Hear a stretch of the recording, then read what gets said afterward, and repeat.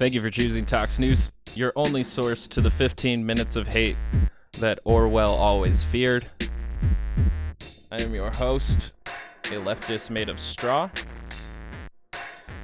Today's date being April 22nd, 2021. Let the record show. And we begin with the POA. I pledge allegiance to liberty and justice for all. A quick intro for a quick episode. We have much content brought from Daily Wire. They are absolutely seething from Derek Chauvin's verdict, and I want to go over it. And we begin now with Candace Owens' new show, Candace, which I had assumed was going to be more like a late night comedy. I'm not I'm not subscribed to Daily Wire, so I haven't seen full episodes. But this clip is shockingly unfunny and disgustingly brutal in its caricature and depiction of George Floyd. And I think we'll get into that. But I was expecting more of a comedy theme going into her show, which I think this show is mostly humorless, especially this segment specifically. But I'll let you be the judge of that as we go through this misinformation. So let's begin. Hello and welcome, and we can just get right into this because you know what we are going to cover today. We obviously have to cover. See, hello and welcome tells me that this is like the beginning of the show, and yeah, it's remarkably unfunny. So let's see how this is handled. The George Floyd trial conclusion, which is that Derek Chauvin is guilty on all counts. And I have to appreciate people that were trying to create a pressure campaign for me on Twitter saying, I wonder what Candace is going to say. Even Republicans agreed that this was the right call. I don't care who agrees that this was the right. I don't care if it's a Republican. I don't care if it's a Democrat. I don't care if it's a white person. I don't care if it's a black person. I am not so much of an intellectual coward that because the mob decides something, because the lie about George Floyd and the way that he lived his life has become so big that we just have to now accept it as the truth. And believe me, this is a lie. This is like the election results, like all the way around. Even though the verdict comes to a point, or the results that they did not want to see, most of the right wing wanting to see Derek Chauvin get an acquittal, just like the election results, they deny the outcome. Nancy Pelosi yesterday said, quote, "Thank you, George Floyd, for sacrificing your life for justice." Yeah, and I went over this last episode. It's extremely cringe what Nancy Pelosi said, and the better option for her was to just not say anything at all, for sure. I don't like Nancy Pelosi's comments whatsoever, and it was very cringy to watch. She also said, quote, that his name will always be synonymous with justice. George Floyd's name will always be synonymous with justice. You have got to be kidding me. And don't tell me it doesn't matter. It does matter. This is the most important part, that he is now becoming synonymous with justice. Let me remind you guys, I've done it before, right? When the media was spinning all the lies, when the media first came out and they said, oh, George Floyd was just getting his life together. He moved to Minnesota. He got released from prison in 2014. He was just getting his life together. You remember that? Do you guys remember that media depiction of St. George, who was just doing things for kids and just loved the kids and really was trying to set a good example and was... And if you've been following Candace Owens enough, she has felt a lot of disdain towards how the media has portrayed George Floyd in this light, that he was, getting another chance and having a clean and healthy life just before it was taken from him. She's always been seething at that and has spent most of her time whenever speaking about George Floyd to remind people of his criminal record history and his drug addiction. So that's, staying consistent at least. Just getting his life together. Until I reminded people of what his actual record was, because it became apparent to me that there was a reason that they were not producing the police footage, because they wanted to make sure that the lie was perpetuated around the world and repeated over and over again before the truth could get up. I don't think the release of the police footage had as much to do with the media as it did with the police department. So this is a pretty scathing statement. I don't know if it's actually worth dying on that hill, because it's easily refutable, It was usually after reviewing by internal affairs, and more has to deal with the state laws on releasing body cam footage. So there's more going on with the state process and the police departments than the actual media, but it's more expedient and helps Candace Owens' narrative to paint the media as the sole driver of the entire narrative of the event that transpired due to George Floyd's arrest and murder. So that's just pointing out the obvious, really. From bed and put its shoes on. And here is the truth. Here is the person whose life and whose name is now synonymous with justice, Nancy Pelosi. George Floyd has a... It's very fascinating that conservatives are going with that since he has a criminal past and he resisted arrest, or he was making arrest difficult, that he deserved to die. And it's even more excruciating when, you remind yourself of how exactly George Floyd died. And I can't say that a lot of people deserve that. It was a extreme excessive force, and it was also like an extreme lack of concern and humanity coming from Derek Chauvin in George Floyd's death. So really, regardless of what crimes people commit, I don't think it's okay to justify their death just because they have a criminal record, especially with this kind of death. Specifically, it's really abhorrent that she would take this position right now. Rap sheet, and I'm going to remind you guys of it again today. He was arrested for delivery of a controlled substance. He was arrested and put into jail.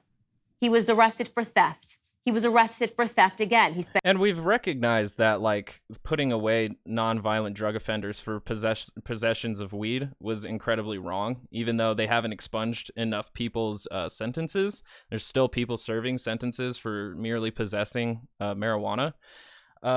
So like the war on drugs is not like the best way to go about criminalizing and dehumanizing a person when we know that a lot of the drug war was really focused on throwing poor people and mainly poor black people in jail.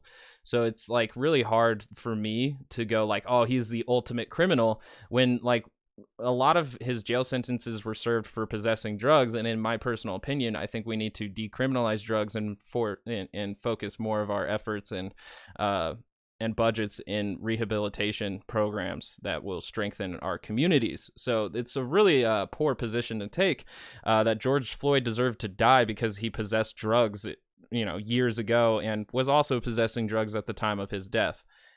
Don't think these are good reasons for George Floyd to be choked out of life for 9 minutes. Spent 10 months and 10 days in jail. He was arrested for failure to identify. He spent 15 days in jail. He was again arrested for possession of a controlled substance, less than 1 gram of cocaine. He was then arrested for trespassing, no forcible entry. He was arrested for delivery of a controlled substance. He was arrested for possession with intent to manufacture or distribute, another 30 months in jail total. He was arrested for aggravated robbery with a dangerous and deadly weapon. And that has really got to be the most significant arrest for me because of how... That one is the most significant arrest to the conservatives, for sure. They bring this one up a lot, that he held a pregnant woman at gunpoint for an armed robbery. While that act is easy to condone and feel animosity towards George Floyd for doing such a thing, that's not what he was being arrested for at the time, and that's not what he was choked out for at the time. He was killed and being arrested for using a $20 bill, fake $20 bill to buy cigarettes and a banana. So again, past discretions shouldn't really be a death sentence for somebody who is arrested by the police.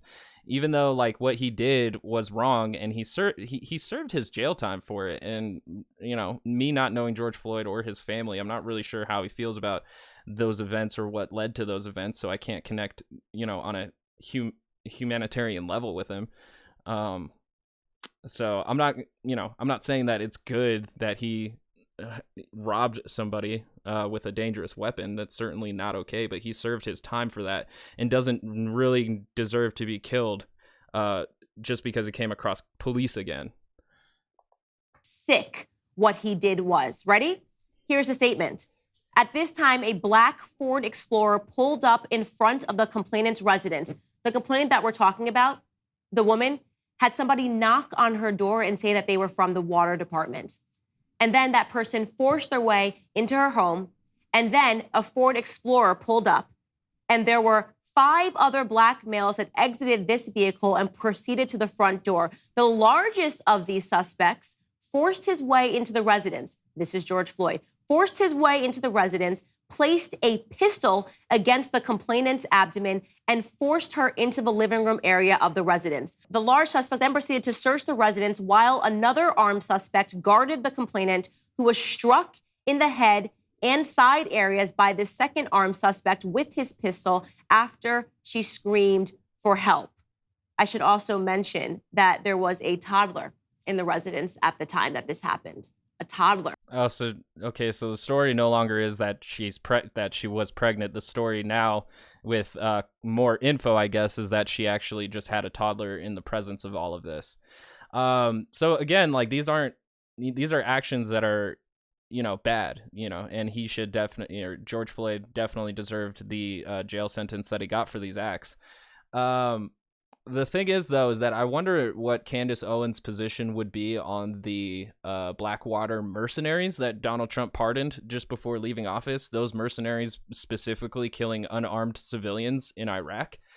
And I wonder if she thinks that those people, too, are also sick and, unredeemable, as we seem to find George Floyd being in these acts. So I find it very fascinating that... I don't think I've ever heard her comment on those pardons, but, Trump basically said, hey, with my kind of presidency, with my kind of leadership, killing unarmed civilians as a private hired mercenary out in Iraq is okay. By pardoning them, he basically said that's fine. So, that's again, it's a very interesting position to take, that people are irredeemable for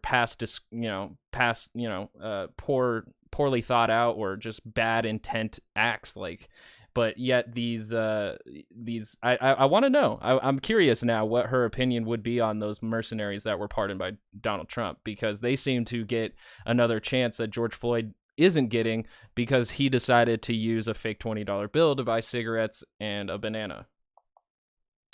That was traumatized by what George Floyd did. A woman who was traumatized by what George Floyd did. Various people who were traumatized throughout the life of George Floyd. He left a wake of victims. That is what happened. He had so many victims throughout his life, but right now... As far as we know, the mom and the toddler are the only victims, and I'm not trying to make the actions of George Floyd I'm not trying to downplay them. I'm just trying to, put it in a little bit of perspective, because she's making it sound like he has this Schindler's List of victims, when one crime specifically had to deal with 2 people being involved that were innocents. So I'm definitely curious on who makes up the rest of this list of unnamed victims that George Floyd has left in the wake of his actions. Genuinely curious on more names on that, for sure. World has decided that he's just a wonderful human being. You're not allowed to talk about his record. Not allowed to talk about any of things. There are children that are running around with George Floyd shirts. There are murals that have been constructed dedicated to George Floyd, because his name has now become synonymous with justice, I guess. Regardless of what George Floyd did in the past, that wasn't what he was being arrested for, and his manner of death was completely unjustified. So you can try to use his criminal record and his drug addiction to paint him as this villain that deserved to die, but looking at the circumstances of the case and Derek Chauvin's guilty verdict, there's just no evidence really to say that this was a justified killing. Absolutely none, except for an absolute disdain of left-wing movements and contempt towards George Floyd, which, Candace Owens seems to contain both in her hollow skull. My question is, justice for who? How do I do that? How do I live a life so that people say Candace Owens' name is synonymous for justice? I mean, you can, stop supporting conservative movements that actually tend to hurt the best interests of the community that you so apparently care about so much, that you created a movement to move black people away from the Democrats. While the Democrats don't necessarily help black people as much as they possibly could, conservatives usually be on the opposite end of that spectrum, normally hurting black communities more often than they help them. at least since the Civil Rights Act in since the party switch in the 1950s and 60s. So I just think that's probably how you can become more loved, Candace, is by representing your people in their best interests rather than the reverse. It's not telling the truth. People hate that. People say you're not allowed to say it. You're not allowed to talk about who this person actually was because the media has it's just irrelevant. Like, that's the thing. And like, when people see why you're trying to make it relevant, it's disgusting. It's something that a human being who does not like other human beings, that's what they would do by justifying a killing of a person for not the crime that they committed, but crimes that they already served sentences for. That's pretty gross, Candace. That's not telling the truth. It's just kind of it is a form of truth because it is his criminal record, but to point it out and try to make it relevant in this case when it's not is pretty disgusting behavior. Agreed on a narrative before the truth has gotten out about who this man was. Getting his life together. Is anybody still buying that anymore? Oh no, never mind. It actually turns out that at the time of his arrest, he had fentanyl in his system. He also had methamphetamine in his system. We also learned. And see, imagine like whether or not George Floyd, if he was on his, second wind or new turn on life, how much better it would have been. Not only if we had universal health care, but also the resources to access rehabilitation in the same way that Portugal does. So drug addiction is a bitch. I've struggled with like nicotine addiction and cigarettes, and I haven't tried harder drugs than that because I'm good. I don't need to find out. I'm not that experimental, guys. But criminalizing people who have drugs is just criminalizing people who are already dealing with a struggle, dealing with mainly the struggle of life to the point where they need these hard drugs or have developed their dependency. So really, again, it's kind of gross behavior and a bit of disdain towards humanity if you can't accept their flaws and help them through the struggles of their addiction. So just because George Floyd was slipping up and having drugs doesn't necessarily mean he wasn't a person trying to do his best. But Candace Owens isn't going to see that ever. So that the week prior he had an overdose, but none of that matters because now we live under mob rule. Mob rule just says that if a black man dies and a white person is around while that black person dies, it is a racially motivated crime. They've never proved that. Nothing about this was about race at all. Yeah, none of that was really proved, and especially since Derek Chauvin decided to use his Fifth Amendment and not testify. We're not going to really know Derek Chauvin's true motivations or intent. So the thing is, though, is that like a bit of, you have to question whether or not Derek Chauvin had some racial biases because of the lack of concern that he showed towards George Floyd's health. That could have played a factor as to why he didn't care that George Floyd could not breathe or that he had stopped breathing. But you can't really pin that on him because it's not clear. But the issue that a lot of people have felt with the justice system is that Derek Chauvin wouldn't be held accountable, and the left-wing movement was proven successful in that by having enough attention on this case and George Floyd's murder that, the jury would go in the right direction. I think that in a lot of these cases that aren't publicized in the way that George Floyd's is, we do see cops, for the most part, getting off, getting acquittals, getting, found not guilty. 98% of excessive force cases, no cops face accountability, and most of those cases do not reach the height of publicity that George Floyd's case does. So that's kind of more of what we're talking about here than, Derek Chauvin killed him just because he's a black man. But it doesn't matter because now George Floyd has been propped up, and that's the thing that like I've noticed watching a lot of these conservatives seething over the verdict is that they lack a lot of nuance. Like, conservatives look at almost every social and political issue like on the face value, and they only take it on that, not really taking in the complexity of everything that's really going on. And it lacks a bit of nuance that allows their viewers and the supporters of conservatives from being more informed and more empowered politically to make the right decisions. And that's a big piece of how conservatives really sell you an ideology that works against your best interests, especially if you're in the working class and not so much in the upper middle class and higher. So this is what we have to agree on. Nobody's allowed to tell the truth. Why are they doing this? Why can't we honestly have an assessment and come to an agreement, by the way? I would have been perfectly comfortable if people said Derek Chauvin. It's so weird that she says nobody talks about this when literally, like, I watch a lot of right-wing stuff, and if you come to this podcast, you do too. And they don't shut up about this. They do not shut up about his toxicology report and his past criminal history and the fact that he's still dealing with a drug addiction, or was dealing with a drug addiction. It's not something that isn't quiet. If you turn on conservative news, it's on about George Floyd and they're talking about him. It's about that pretty much majority of the time. I think what she's upset about is that the jury didn't take that into consideration to acquit Derek Chauvin. She doesn't like the result, and so she blames the media for covering it in a certain way when conservative media has been doing exactly what she's doing right now for the entirety of this this case. So it's really ridiculous. Yeah. Was guilty of manslaughter. I'm comfortable with that charge. I'm not comfortable with the lies that have been told repeatedly about who this man was. If you care about Black lives, if you're watching us thinking, Candace, I just care about Black lives, then why can't we discuss Black criminality at the same time? Because usually on the other end of Black criminality is a Black victim. That was the case with Jacob Blake. That was the case over and over again with George Floyd. That's also the case with, and let's talk about the person that was trending all last night and all this morning, Makaya Bryant, is that her name? The woman, the young woman that they're now saying, a 16-year-old girl in Columbus, Ohio, who was shot on Tuesday by police. Did you guys see the clip of her mother?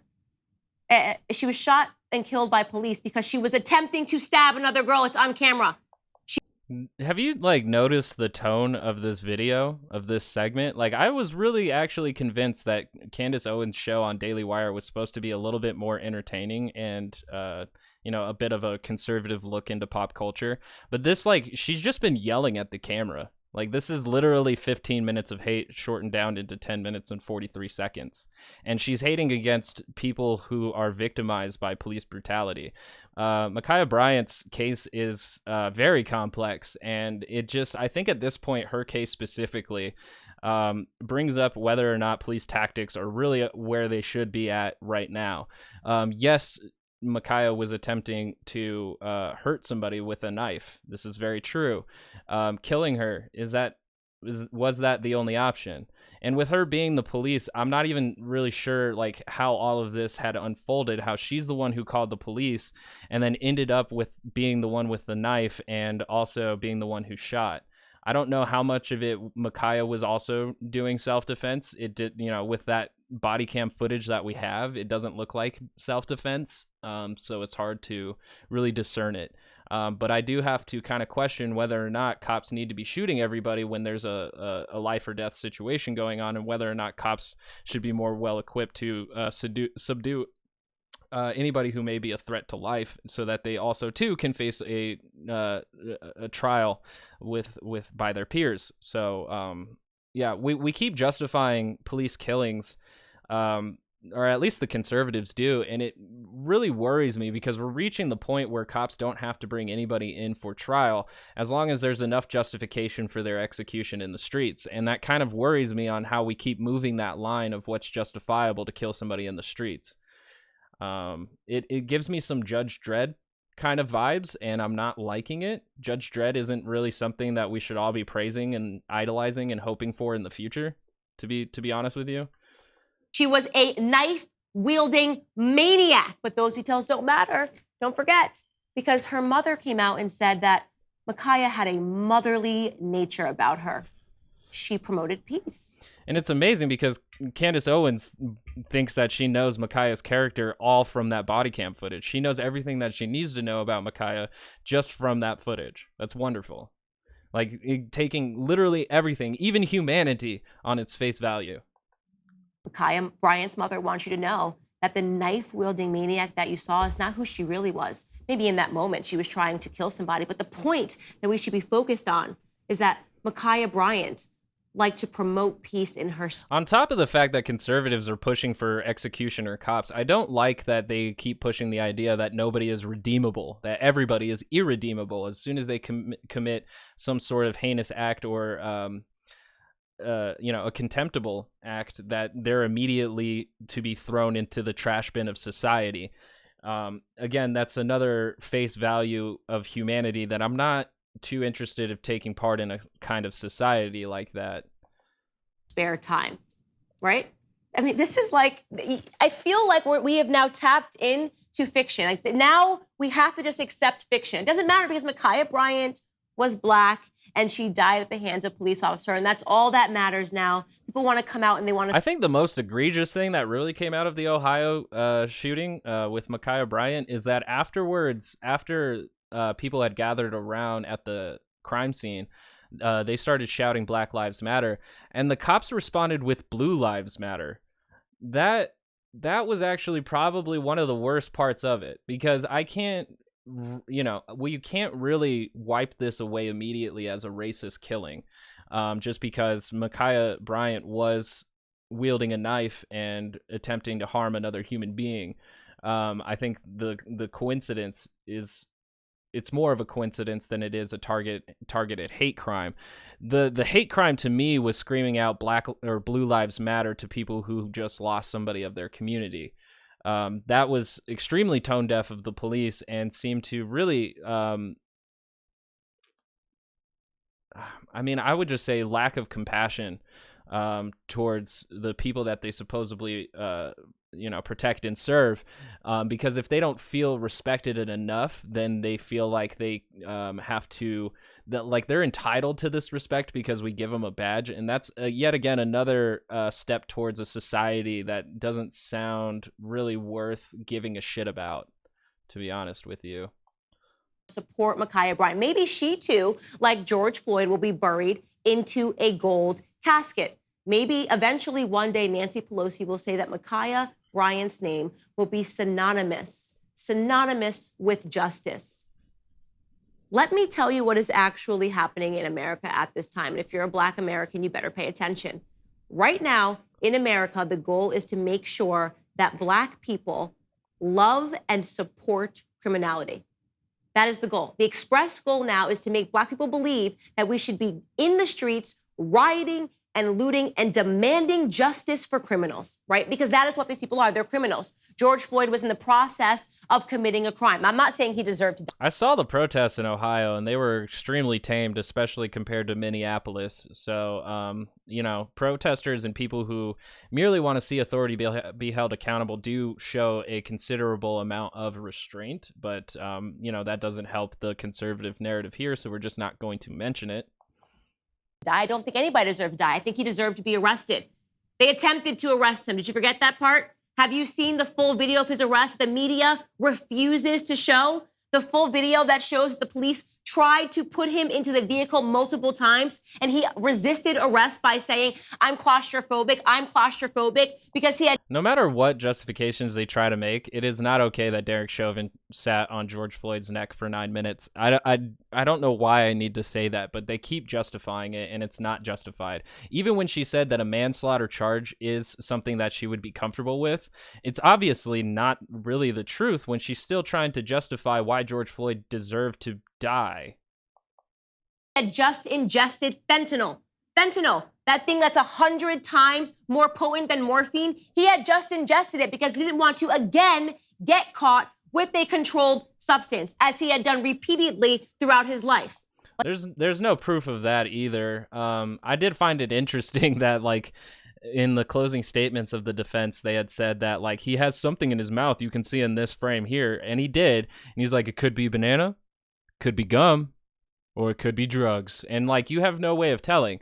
But from the toxicology report, 11 nanograms per milliliter was what was found in George Floyd's blood. And after a little bit of research, that is the normal amount that most DUI cases have been under for people who have consumed fentanyl. So again, we're not really hitting the truth here, because we can't discern how much George Floyd had taken, but he had a normal amount for people who have not overdosed on fentanyl. They did drive under the influence and were charged for that crime, but they did not overdose, and they went to their they went to their sentencing and everything like that. And I think it was around 2,000 cases of people having 11 nanograms per milliliter of fentanyl in their system. So that's actually a pretty average amount in those regards.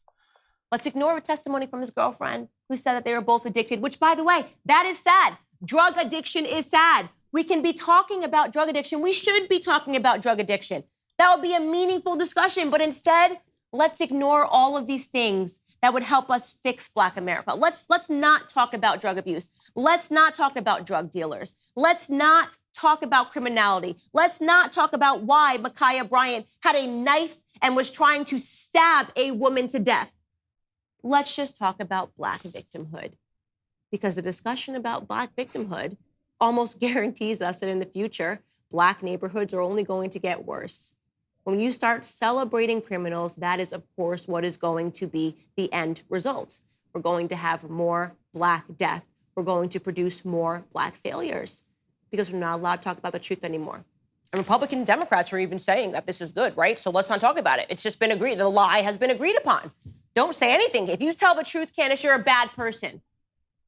I don't care what I am called. Just because right now in this country we are facing a pandemic of cowardice because people are too scared once the mob says that this is what must be said and these are the only things that can be said, because the media has now created a system, a successful system of propaganda where people don't even know what the truth is because the lie has been said over and over and over again. That does not mean that I'm going to back. Which is funny because that's what I pointed that conservatives are doing. They say that nobody's talking about these things, but that's all they talk about. And it's exactly in the same manner that she's saying now, is that if they keep repeating these things, if they just keep saying it, then it becomes relevant to the narrative.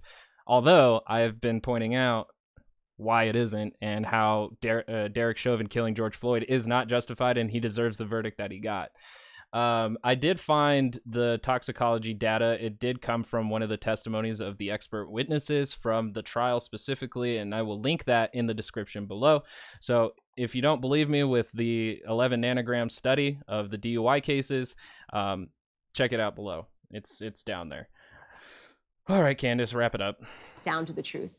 In fact, I think more than ever now, we need to have people that are willing to stand up and to say that what is happening in this country is wrong. What is happening in this country is backwards. None of these people that I mentioned are heroes.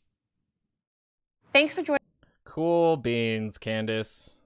Cool beans. I have another Candace one of her directly reacting to Chauvin'S verdict, and we shall get that meow.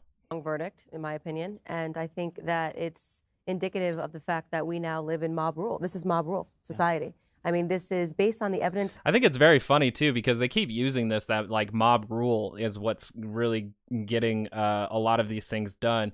And it's protests. You know, they don't consider them to be protests, even though 97% of the protests during last year's summer were peaceful, with like 3% of all protests happening across the nation, though 3% of those being deemed riots. Mob rule, it's very weird because it's a very anti-democratic position to take when you call protesting mobbing. You know, to characterize it as some kind of evil force is a lot more anti-democratic than if, you know, you simply said, now we're ruling off of public opinion, you know, which that's what mob rule is. They just don't agree with it because most of the people that were doing these protesting stand with Black Lives Matter and other left-wing movements. So it's a mob. It's not public. That we saw, and this was polluted from start to finish. So to me, the most important element of this, which I found to be astonishing, was the fact that they never released the full police footage. They had it, they sat on it, they locked it down. It leaked months and months later after the riots, you know, via the Daily Mail, I think. But when I watched the full tape, I was astonished that they didn't think to just at least add this context so that people understood, yes, this person was high out of his mind. He asked to be put on the ground. He was resisting arrest. Let's not forget what the media, what they did, the power they had in setting up this narrative to begin with. First, the media said he was just getting his life together. Do you remember St. George? Yeah, they do. You guys remember St. George, right? He was just getting his life together. He had. You see what I mean? And like these videos, this one came out. Oh, I got rid of the other one. This one didn't even come out that long ago. Like, do you see what I mean? That this is a separate video. It's the same pundit, Candace Owens, but it's a different video, and she's using the same exact talking points that she did in her other video, both on the same channel. And it's not even that different from a lot of other arguments made by other right-wing pundits. So literally, it's just repeating until it sticks in the mind of the people that you are concerned with it sticking in their mind. Moved to Minnesota. Yes, he was, had been in prison in the past, but he was just helping the youth, and everyone was crying, and it was, oh my gosh, this man is, was getting a second chance at life, and maybe had the wrong idea or whatever it was using a counterfeit bill. Like, I understand Candace Owens doesn't like that the media is only playing his,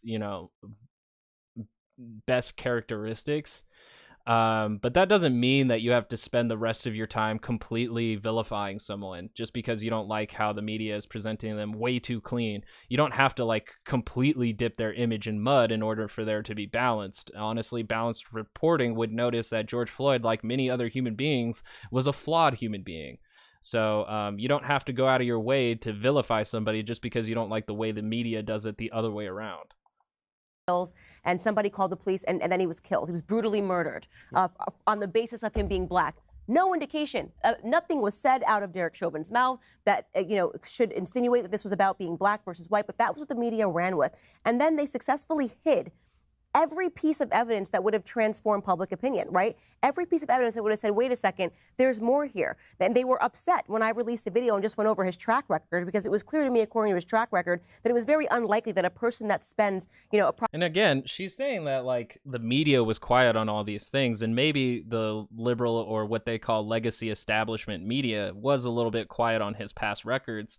But conservative media wasn't. You've got many websites and outlets talking about George Floyd's toxicology and his criminal past. So this isn't like, it's not like this is quiet. It's really not.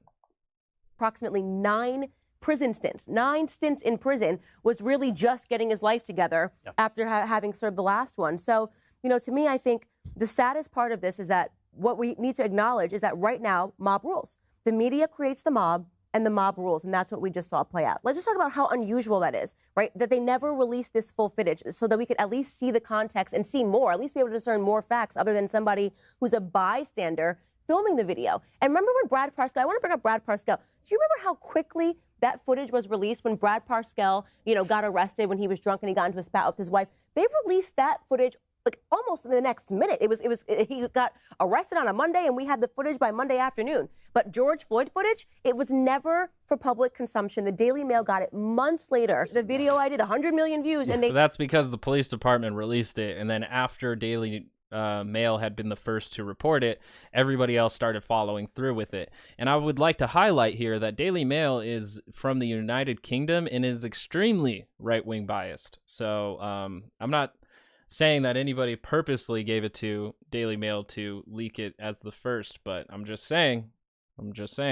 They couldn't believe it because, oh my gosh, I'm alleging that maybe your little child shouldn't be, I don't care what's happened, maybe she shouldn't be wearing a George Floyd shirt. Maybe they shouldn't be getting baptized in George Floyd's circle, or, wherever it was they were taking their children to be baptized. They literally tried to transform him into a saint. Yeah. They wanted to saint this man. And all you had to do was look at his record and say, he has a wake of victims in his past. Right. Imagine the woman who, when he, got arrested for the armed robbery, broke into her. Again, it's the same victim that she talked about in the earlier segment, and she says there's a long list, and yet we're using the same example from the one of the previous segment. So who are the rest of these people? Like, I'm not saying that, the woman that he did victimize in that robbery isn't valid. It's just she keeps using the word long list of victims and can only name 1 or 2, which is her child, the child of the woman that he robbed. So I'm still interested in this, in these other people that make up this list. Home, put a gun to her stomach.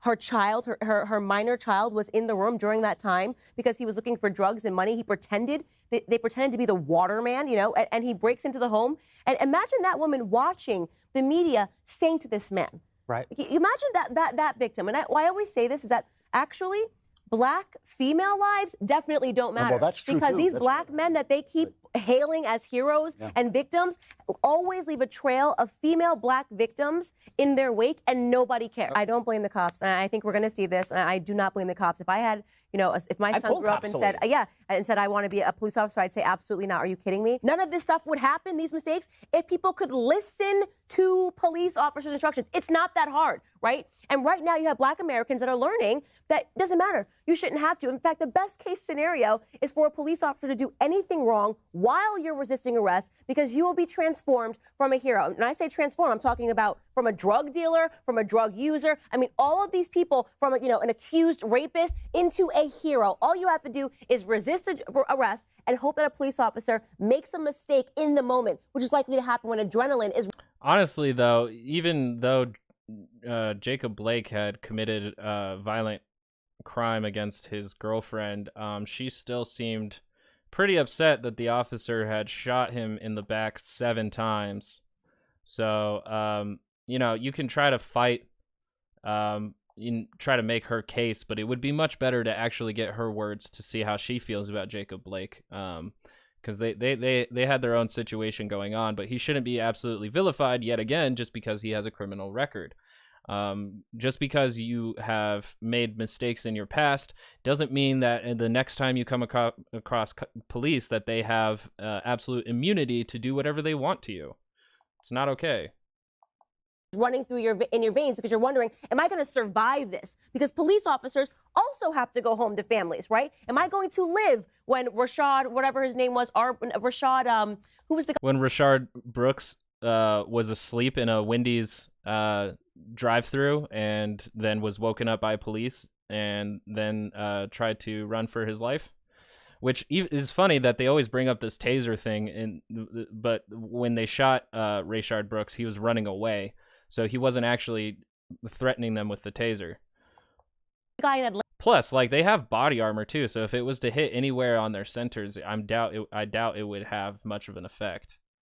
Atlanta, who grabbed Rashard Brooks, grabbed the taser. What are you thinking a police officer is going to think in that moment? And yet still, the police officers are always demonized. There is no incentive right now in this country to be a police officer.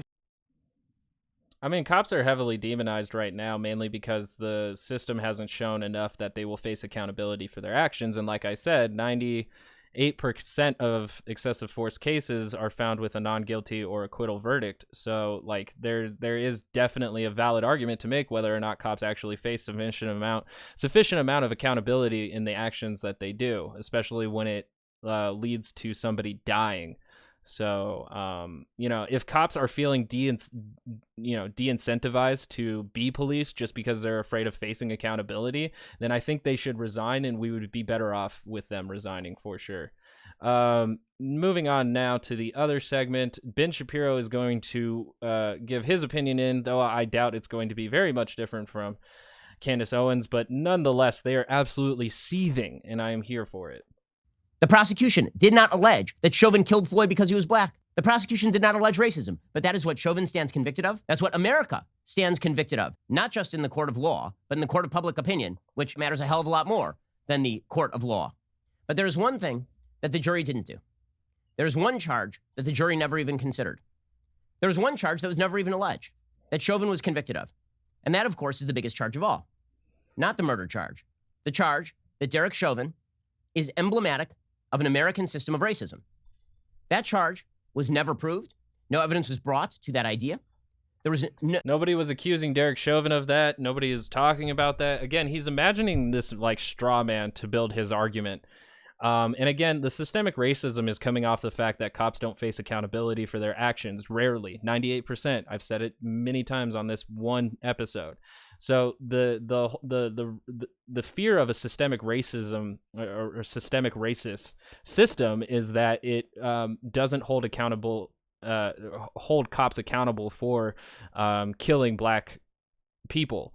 And if Derek Chauvin had actually been found innocent, that would have proved the point that everybody was trying to make. But fortunately enough, the jury didn't spend much time in realizing that, in fact, it was murder. So although Derek Chauvin is that 2% of cases of cops facing accountability for their actions, there's still much more work to do, because there's no way that 98% in all of these cases that every single killing was justified.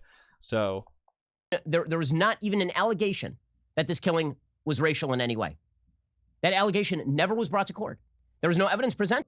because there was no evidence based on that. Absolutely not. But again, like I said, you could maybe make a case, maybe, even though there isn't substantial evidence on this either, that a racial bias came into Derek Chauvin's head as to why he lacked concern for George Floyd's welfare. So that there's at least, you can say that, but you can't necessarily pin it on him with a verdict in a court. So Of that allegation. And yet that was the entire story. If you ask Americans today, is Derek Chauvin a racist? I guarantee you, a majority of Americans will say yes. And I'm saying no because it's not necessarily provable, but I'm also not going to say it isn't an absolute certainty in my mind that he isn't, because of the lack of concern that he showed for George Floyd's welfare while he was under his arrest. What is the evidence I should correct that. While he was under his knee. of that George Floyd died? That is not evidence of racism. That's evidence, at best, of a bad cop. It is evidence of bad police procedure. It is evidence of recklessness. That is not evidence of racism. So imagine if, he was found not guilty of these things, like what that would say to the black community and how much the justice system prioritizes holding cops accountable. That's where we would see a lot more of this systemic racism going on. And with the rest of these cases that, may contain a lot more George Floyd's in them, the system does seem to have a bit of a leaning bias towards police being allowed to kill black people. But we all know that the real charge that was brought against Derek Chauvin, because it was being brought against America more broadly, is that America is racist, and this case is emblematic of that. This data point is all about America being racist. He was never charged with that. He was never accused of that. No evidence was brought of that. But not only was he convicted of that, the entire country was convicted of a crime that there was literally no evidence presented of. And that really is the part I don't even know what he's talking about here, because the trial itself was focused on whether or not Derek Chauvin should be held accountable for killing George Floyd, and the jury reached a verdict that he should. As far as like systemic conversation goes, it was not part of the trial. That Ben Shapiro was correct, but it wasn't supposed to be a part of the trial. And what I find interesting here now is how we're going to proceed, knowing that George Floyd's murderer was one of, a rare case in accountability when there's many more to be held accountable. That's the condemnation that's going on here. And it wasn't put on trial, but it was given a little bit of a look behind the curtain with this specific trial that was made nationwide and also reported worldwide. It's terrible for the country, and has driven the narrative all along. Because let us be real about this.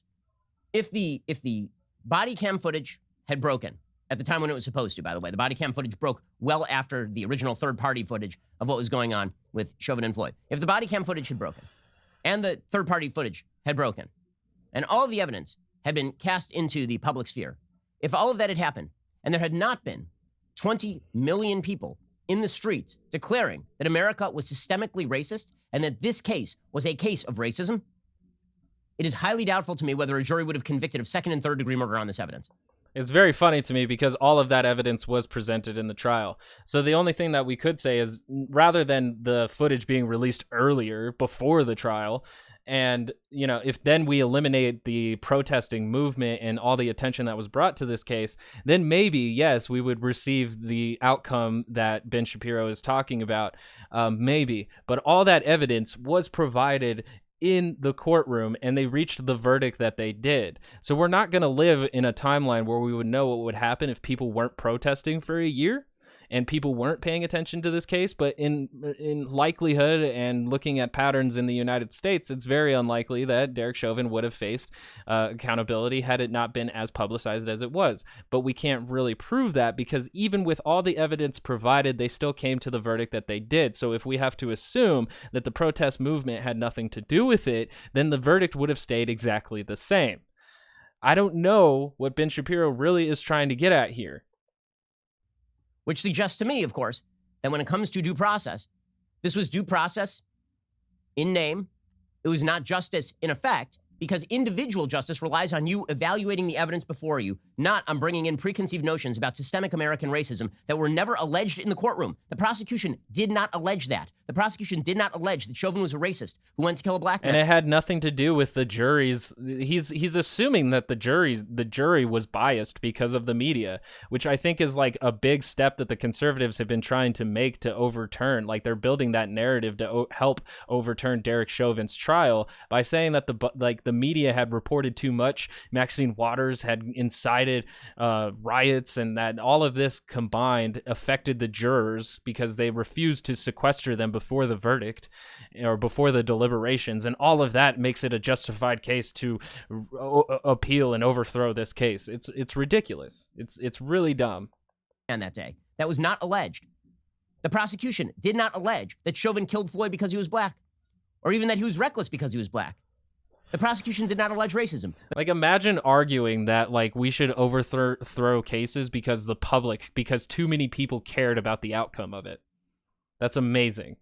That's an amazing case to make. But that is what Chauvin stands convicted of for the rest of his life. That's what America stands convicted of. No, Derek Chauvin stands convicted of murder.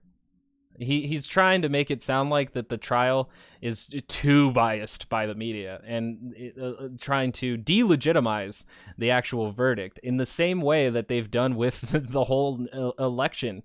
It's the exact same kind of tactics in the narrative to deny the results because it didn't come to the results that they wanted.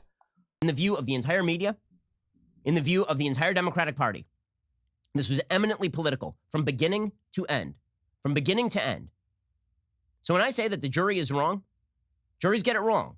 But the question isn't whether the jury got it wrong. And the question is whether the jury got it wrong because they were actually convicting Chauvin of a crime that he was not even alleged to have committed, which is standing in for America's evil racist system. And they didn't because they did it based off of the evidence that was provided during the trial. And the answer there is pretty obviously yes. Okay? And you can see it in every element of the narrative that's been trotted out. Every single element of the narrative. For example, Philonise Floyd, who is a relative, George Floyd's brother, got up and suggested, standing next to Al Sharpton, one of the great race baiters in American history, and Jesse Jackson, another one of the greatest race baiters in American history, and Benjamin Crump, another great race baiter in modern American history. Philonise Floyd stood there and suggested... It's very funny to me because I'm not too familiar with all of them. I know Jesse Jackson and Al Sharpton have been around for a very long time, but it's funny now that in the 21st century we call civil rights activists race baiters. That's awesome. That's a good evolution for the conservative party. That George Floyd was like Emmett Till. And now, for those who don't know about the Emmett Till crime, one of the great racial crimes in American history, Emmett Till was a 14-year-old black boy. I don't know if I would have used those words like that. The great murder? I don't know. Like, I get what he's going for. Like how, you say the Great Depression, meaning that it had a giant impact. But, yeah, I just, like, when talking about a murder, probably wouldn't use that adjective. Boy, who was falsely accused of having sexually harassed a white woman. The white woman's family then went... Which we know, because of last year, that white woman came out and said that she lied. That she lied about Emmett Till, which, isn't really that hard to discern. A 9-year-old boy overly hitting on a woman, sure, okay.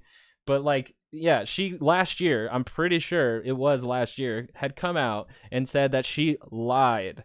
She lied. A lie led to the death of Emmett Till. To the place where Emmett Till lived, dragged him out of his house, shot him, and threw him in a river. In other words... Oh, that's not what I had heard. Honestly, and I'm pretty sure that it's not even just the river, that they had also dragged him. They tied ropes around his hands and then the other to the back of the hitch of their truck, and they dragged him. So it's very interesting that he's bringing up this case with just the same amount of lack of nuance that I expect from conservative pundits. The circumstances surrounding George Floyd's death are nothing like the circumstances surrounding Emmett Till's death, which was a purely racist murder in the South in the Jim Crow era. But this is the comparison that was made continuously and repeatedly. And I feel like in Emmett Till's murder, the murderers were let go. And so, I mean, it was emblematic of its time.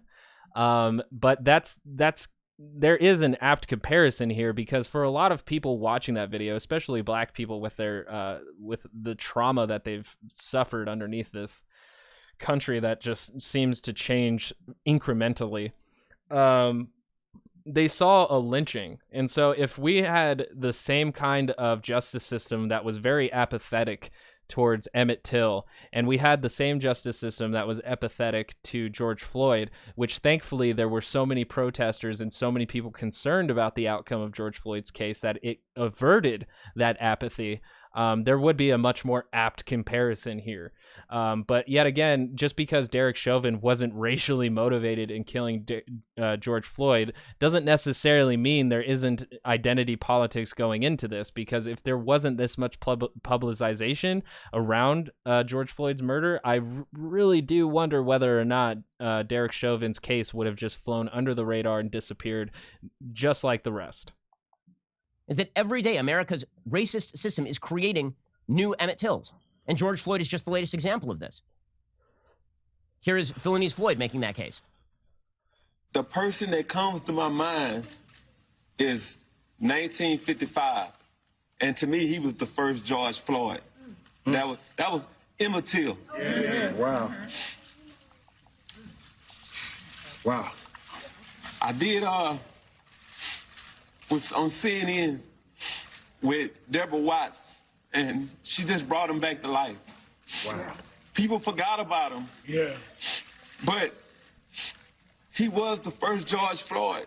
Okay, that is a lie. It is by the way, it is a slander against Emmett Till, who is not in fact a repeat criminal, who had held up a pregnant woman at gunpoint and robbed her house with her kid in the house. Again, here they're going with criminal activity, irredeemable human being. Emmett Till was 14 years old when he was murdered. He didn't really even get the opportunity to become a irredeemable criminal in Ben Shapiro's eyes, so we'll never really know what full-grown human being Emmett Till would grow into. But yet again, I will remind you that it's not okay for police to kill you in the street just because you have a past criminal record. That is not a step in a dystopian America that we want to take. He was not a repeat drug offender who done jail time. He was not a person passing counterfeit bills, Emmett Till. He was not somebody who resisted arrest. He was not any of those things. Emmett Till was killed because he was a black boy living in the Jim Crow segregated South, and there were white racists who murdered him. There's no similarity between the Emmett Till case and the George Floyd case. But again, that is what Chauvin was convicted of yesterday. Not just in the court of law, but in the court of public opinion, which in America matters a hell of a lot more than the court of law. And it's not just Chauvin who stands convicted of that, of course. The idea from the entire Democratic Party and the media is that it's the entire country that stands convicted of that when it was not even alleged based on evidence. It was not even alleged. And it seems to me that what happened... 98% of excessive force cases are found with acquittals or non-guilty verdicts.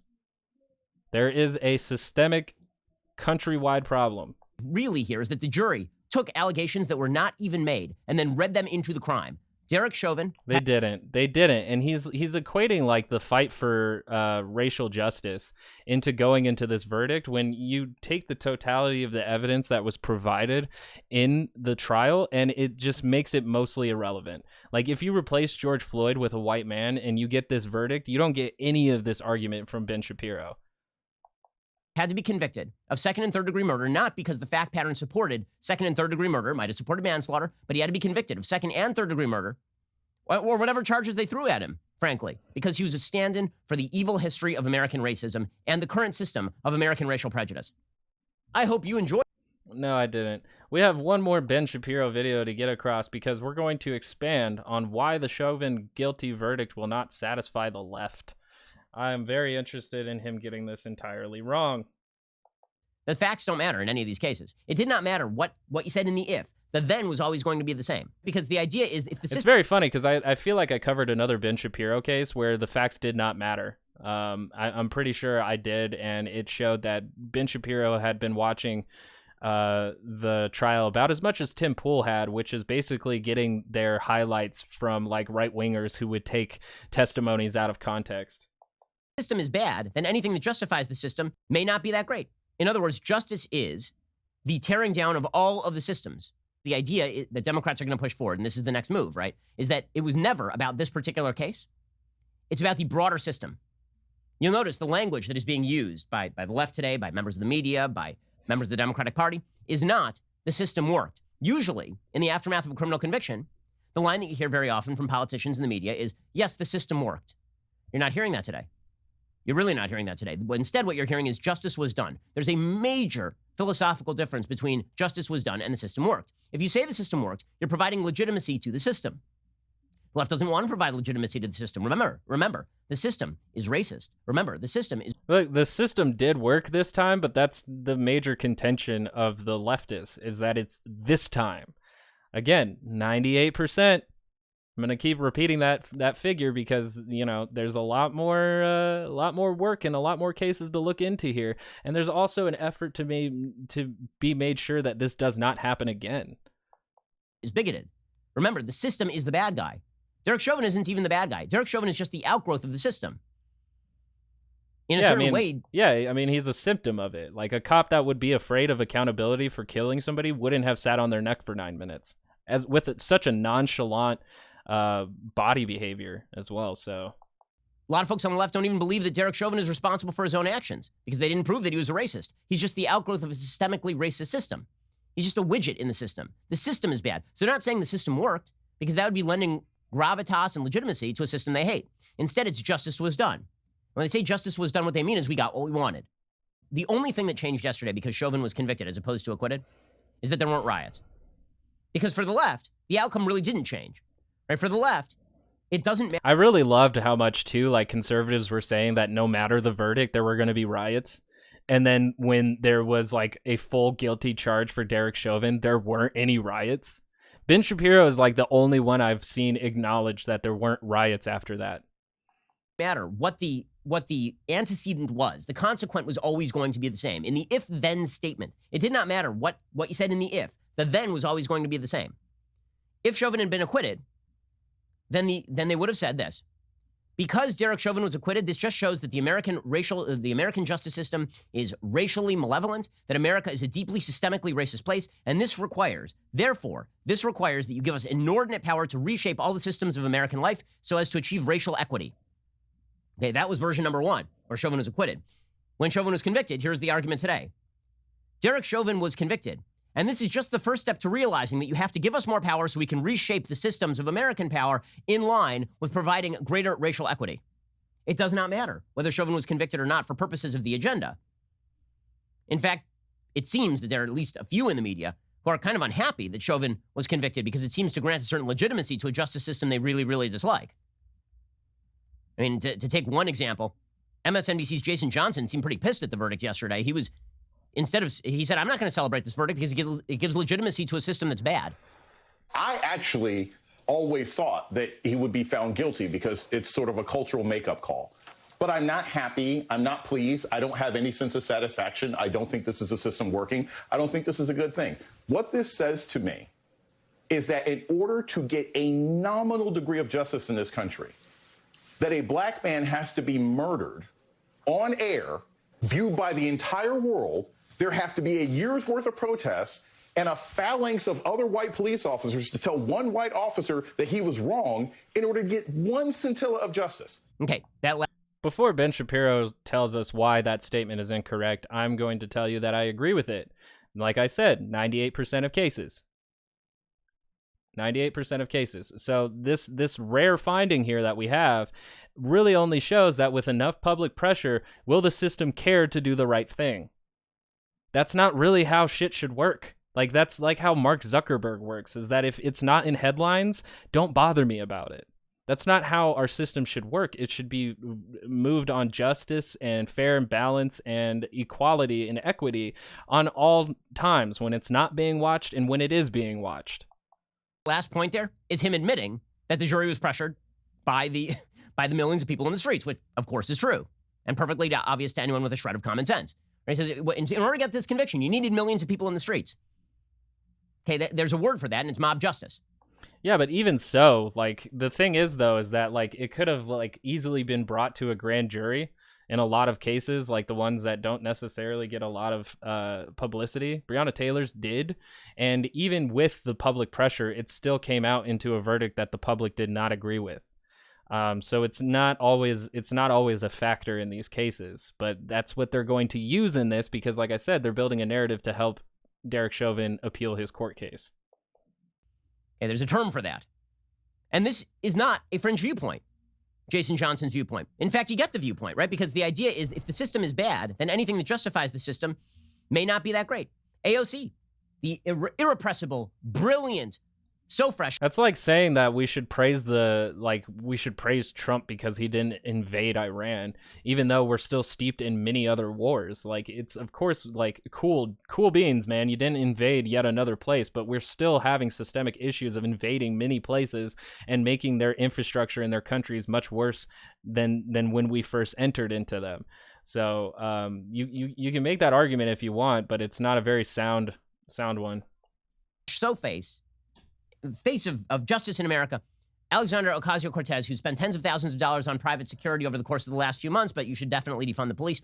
AOC said that this verdict should not be a ray of hope. It should just be a reminder that we need to completely change the systems of American life. It's not justice. And I'll explain to you why it's not justice. It's not justice because justice is George Floyd going home tonight to be with his family. Justice is Adam Toledo getting tucked in by his mom tonight. Justice is when you're pulled over, there not being a gun that's part of that interaction because you have a headlight out. Right. Or even just being shot for mentioning that you have a gun in the way that Philando Castile was. Justice is tearing down all the systems. And you'll notice the facts don't matter in any of these cases. The Adam Toledo shoot was a justifiable shooting by a police officer. Adam Toledo was missing for 2 days. It absolutely wasn't justified. That cop was way too scared. Way too scared. Chicago. His mom didn't even call the cops. So wait, because he was missing for 2 days, that was justified? It's justified killing a human being because they hadn't kept contact with their mother for 2 days? Okay. A member of a gang. Oh, his he was also a member of a gang. That also justifies his death. Parents. His mom tucking him in. She did not call the cops when he went missing for 2 nights. He was shooting a gun at moving vehicles. When the police were called to the scene, he ran from the cops. He had a gun behind him. And as he dropped the gun, he was shot. Exactly, which is like if the cops tell you to drop your gun and you do and they shoot you, how is that justified? He was following orders. He wasn't resisting. We don't even have the resisting case to hold it up here. He was complying when he got shot within the like 8 nanoseconds that he dropped his gun. Okay, and for her, justice is that he goes home. Justice is that George Floyd is... In other words, justice is the tearing down of all of the systems. Because any bad thing that happens... Justice is when cops don't immediately shoot you for committing a crime and you get to face your day in court. That is what she is talking about. And it is so simple that I feel like a 4-year-old can understand that. Can be attributed to the system. So this wasn't justice. Right? Justice is bad things don't happen anymore. And bad things won't happen anymore. Justified or unjustified. Bad things will never happen anymore if you just tear down the systems. Oh my God. And that's funny too, because Democratic Socialists don't want to tear down the system. They want to reform it. So it's like it's even dumber. And it's so funny that conservatives are all like, why aren't they telling the truth? Why are they always missing information? And it's just like, what are you doing? Honestly. But yeah, that's where they're at right now. But again, I have that toxicology report with the 11 nanograms in the description below, so go check that out. And I will be back with another episode another time. Happy Earth Day. Go recycle something and detoxify your soul from right-wing political propaganda. That's my life advice for today. And I will see you next time in the Tox Zone. Oh yeah, follow me on Twitter at ToxinPod, TOXNPOD. The description to the YouTube channel's in the description below if you're listening through podcasts. Let's see, like and subscribe. Dislike if you didn't like it. Comment. rate, review, share it with a Boomer, share it with a Candace fan, share it with a Ben fan, and try to convince them not to watch them anymore. So, thanks.